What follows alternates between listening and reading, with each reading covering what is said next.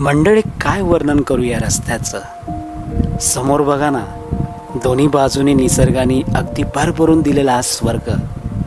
हिरवीगार झाडं, थंडगार वारा आणि त्या वेड्यावाकड्या वळणांनी भरलेला हा घाट रस्ता. खरंच शब्द कमी पडतात इथलं सौंदर्य सांगायला. प्रत्येक वळणावर एक नवीन दृश्य, एक नवीन फील.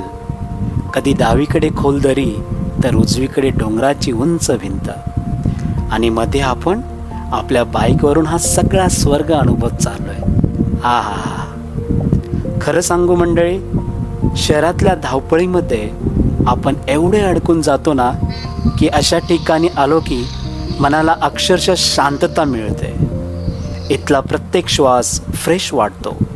डोक्यातले सगळे टेन्शन, स्ट्रेस, कामाचा थकवा सगळं कुठच्या कुठे निघून जातं.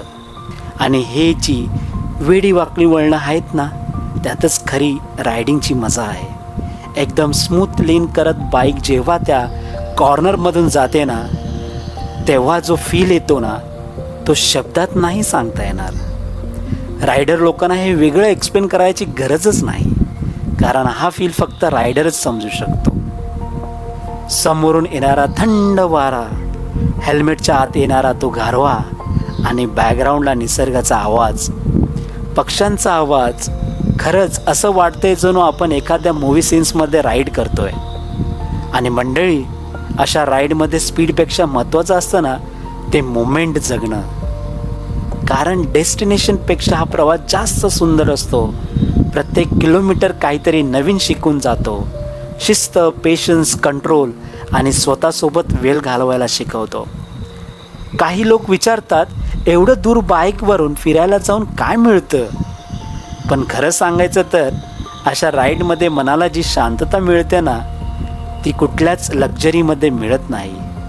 हे डोंगर, हे रस्ते, हा निसर्ग सगळंच इतकं सुंदर आहे ना की कॅमेऱ्यामध्ये कितीही कॅप्चर केलं ना तरी प्रत्यक्षातला फील काही वेगळाच असतो.